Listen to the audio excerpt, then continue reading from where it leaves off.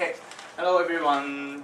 Hello. Today I'd like to talk about how to educate children, and the reason why I chose is just in the future I want to be an English teacher in Japan. So for being an English teacher or for being a teacher, I have to know how to deal with children, or I have to know how to scold children, or how to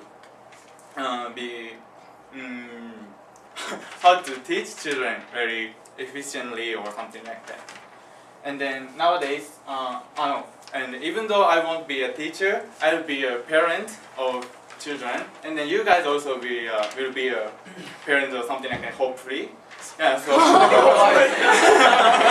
Do you expect? anyway, yeah, you guys will be parents of children too. And nowadays, these days, people are working very hard, and even women are working in the society. So it causes the shortage of the time to care of their children, and also children have lots of time, it is alone, being alone at home. And then because of that, parents can take time to care of children. And also many of parents tend to spoil their children. So even though the children did some mistake or mischief because of their evil emotion or something like that, they don't scold their children like properly. So even though, for example, when we are in the transportation like buses or trains, we can see lots of children who are really noisy or something. But even though they are noisy, the parents don't scold them properly or something. For a long time ago, our parents, they really, you shouldn't do that, or you mustn't do that or something in the restaurant or in the transportation like that. So it's kind of differences between now and the past. And the result of that, parents don't scold. Children tend to be more aggressive or more can't control their emotion by themselves or something like that. This is the kind of problem in the current world. And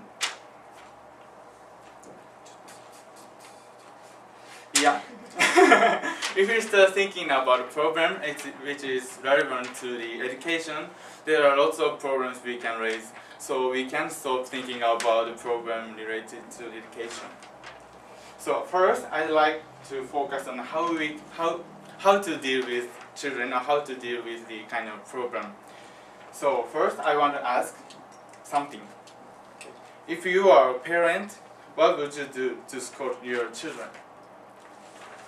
Hiro, if you are a parent, what would you do for scolding your children? Physical punishment. Yeah? Yeah.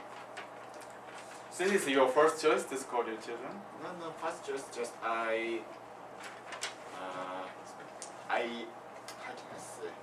told children what is the bad thing or good things. After that, if children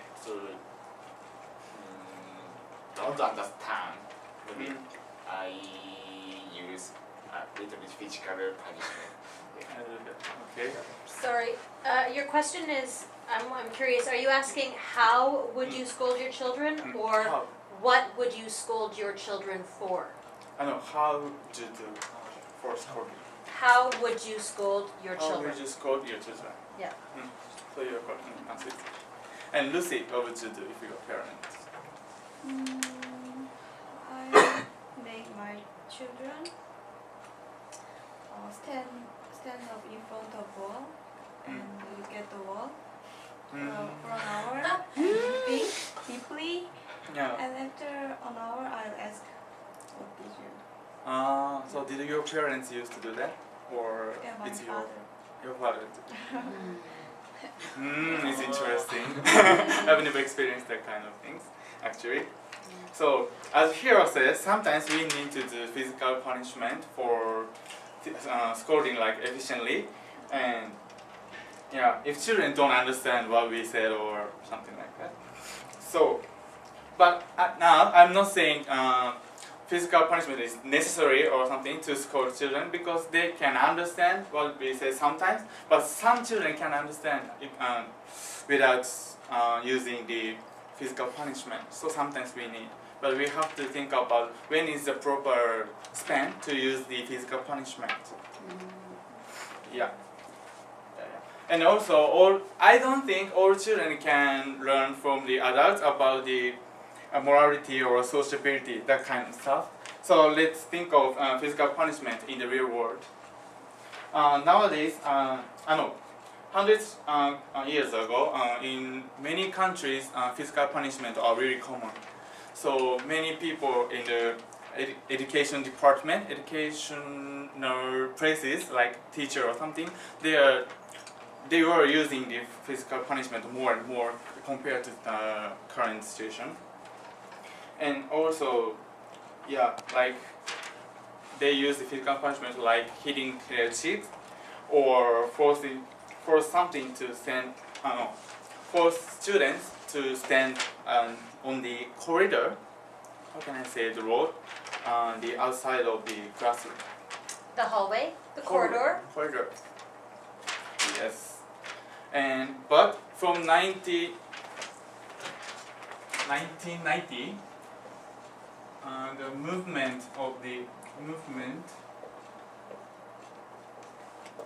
toward physical punishment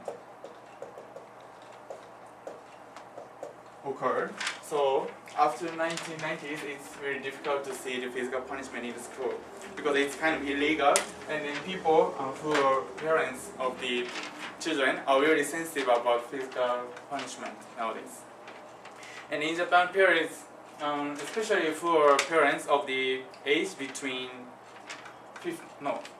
7-year-old to 50 years old are really sensitive. So even though the teacher said you shouldn't do that, and then parents will complain about it because they are really sensitive, and the children are really not familiar with being scolded by someone because the parents are tend to spoil their children. So this is one of the problems. So children are pretty sensitive to be scolded by someone. Then also children don't know how the people feel if we say something really bad. So this is also the other kind of problem. And actually, and according to the survey, there are some people who are experienced physical punishment.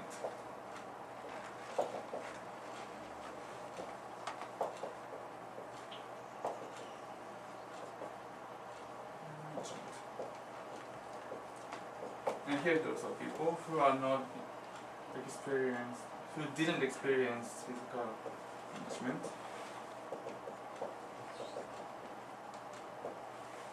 Not yet. Punishment.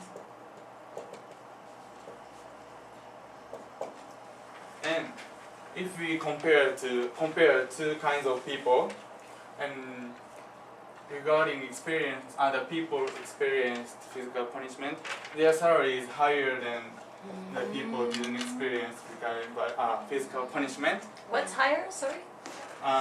Salary. Their Salary. Their salaries are higher. The